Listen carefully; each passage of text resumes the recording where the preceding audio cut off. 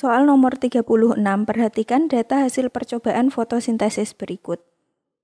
Sini ada kelompok tumbuhan A dan B. Kesimpulan tentang fotosintesis yang tepat berdasarkan data tersebut adalah titik-titik-titik.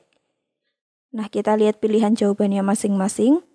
A, pada kelompok tumbuhan A, hanya terjadi pada suhu 30 dan 46 derajat Celcius. Ini salah, karena pada suhu lain juga terjadi fotosintesis akan tetapi lebih lambat. B, semakin tinggi suhu, semakin cepat proses fotosintesis pada tumbuhan A. Tidak, karena pada suhu tinggi tertentu dia menjadi lebih lambat. C, tumbuhan kelompok B membutuhkan suhu lebih tinggi. Ini juga pernyataan yang rancu, karena meskipun dia membutuhkan suhu yang lebih tinggi, ada batas-batas tertentu agar tumbuhan kelompok B tetap bisa berfotosintesis. D, tumbuhan kelompok B lebih cepat tumbuh di daerah bersuhu tinggi. Nah, pernyataan ini benar karena tumbuhan kelompok B pada suhu-suhu tinggi dia laju fotosintesisnya lebih cepat. Jadi soal nomor 36 jawabannya adalah D. Soal nomor 37, tabel berikut menunjukkan hubungan antara jaringan tumbuhan, struktur sel penyusun dan fungsinya. Hubungan yang tepat ditunjukkan oleh titik-titik-titik. Mari kita lihat tabelnya dahulu. 1. Jaringan epidermis, susunan selnya teratur dan rapat, benar. Fungsi jaringannya sebagai pelindung, benar, karena dia berada di bagian paling luar. 2. Jaringan kolenkim, susunan selnya itu rapat. Dia merupakan sel hidup yang tersusun rapat, terus mengalami penebalan pada sudut. Fungsinya sebagai penguat atau penyokong, jadi ini juga salah. Kemudian nomor 3, jaringan palisade, susunan selnya rapat, benar. Fungsinya sebagai fotosintesis, benar. Jaringan palisade parenkim itu terdapat di daun, di atas gini, yang tersusun seperti jaringan tiang, dan fungsinya sebagai fotosintesis. 4. Jaringan sklerenkim, susunan selnya sel hidup bentuk tak beraturan, salah karena sklerenkim itu selnya sel mati. Fungsinya sebagai penyokong atau penguat, benar. 5. Jaringan xilem, susunan selnya rapat, benar.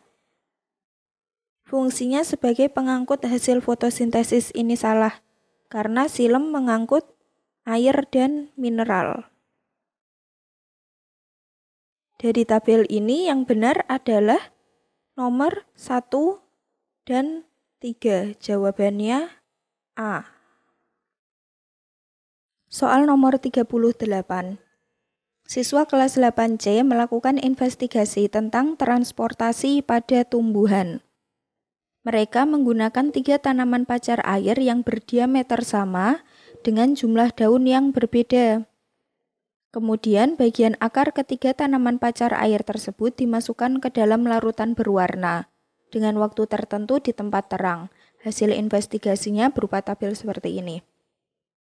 Jadi dia dihitung tinggi larutan warna setelah 5 menit, 15 menit, dan 30 menit. Nah, di sini percobaan ini dia menggunakan tanaman yang sama. Yang membedakan adalah jumlah daunnya. Di sini faktor pembedanya adalah jumlah daun. Nah, pada transportasi pada tumbuhan, faktor yang mempengaruhi itu ada 3. Yang pertama itu daya hisap daun. Yang kedua adalah kapilaritas batang.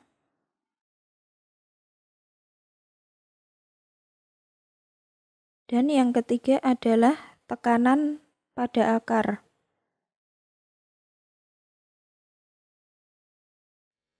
Terus kita lihat hasilnya.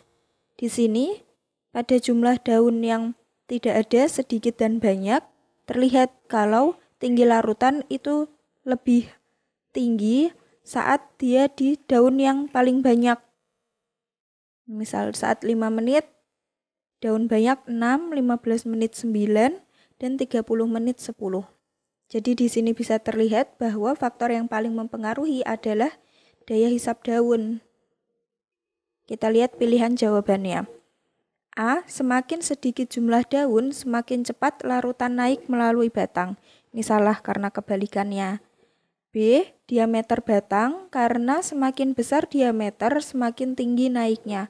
Salah karena diameter batang yang digunakan itu sama, jadi dia bukan faktor pembeda dari percobaan ini. C. Faktor yang menyebabkan naiknya larutan adalah jumlah daun, karena di daun terjadi penguapan dan fotosintesis. Ini benar. D.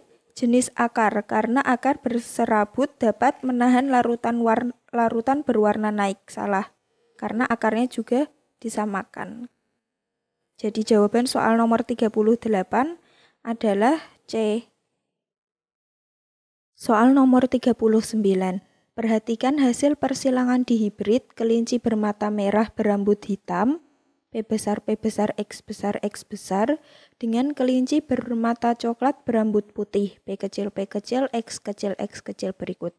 Nah, jadi ini dari parental ini sudah disilangkan dan menghasilkan keturunan yang seperti ini.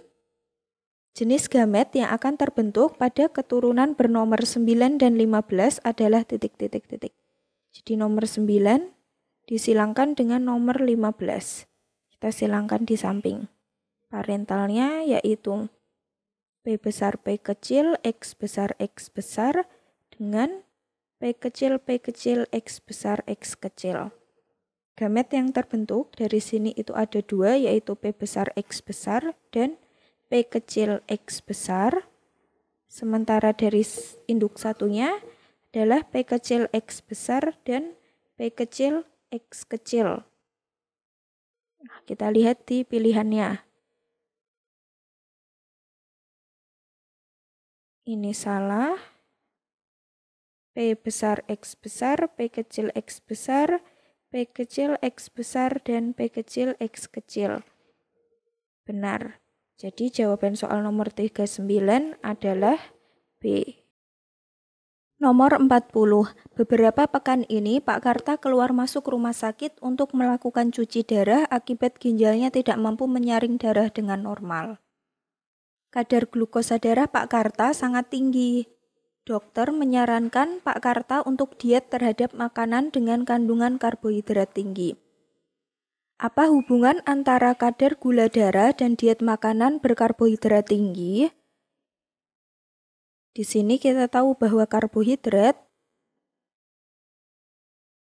atau amilum itu akan dipecah menjadi glukosa di dalam darah untuk diedarkan sebagai energi. Kemudian kalau glukosa ini berlebih, dia akan disimpan dalam bentuk glikogen. Nah, yang menyimpan ini namanya hormon insulin. Saat kandungan karbohidrat tinggi, otomatis insulin tidak bekerja dengan maksimal karena dia tidak dapat mengubah semuanya.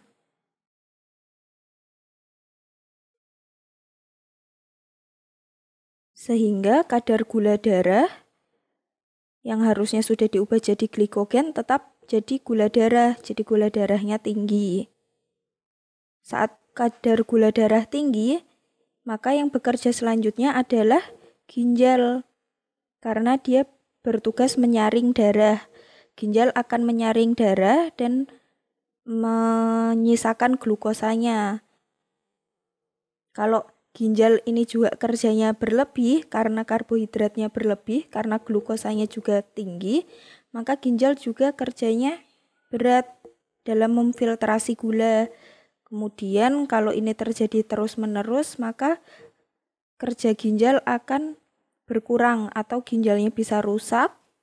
Kalau ginjal rusak, maka otomatis cara satu-satunya yaitu dengan cuci darah. Nah, untuk pernyataan ini, hubungan antara kadar gula darah dan diet makanan yang benar adalah pernyataan D. Makanan dengan karbohidrat tinggi mempengaruhi sistem ekskresi ginjal dalam menyaring glukosa dalam darah. Jawabannya D.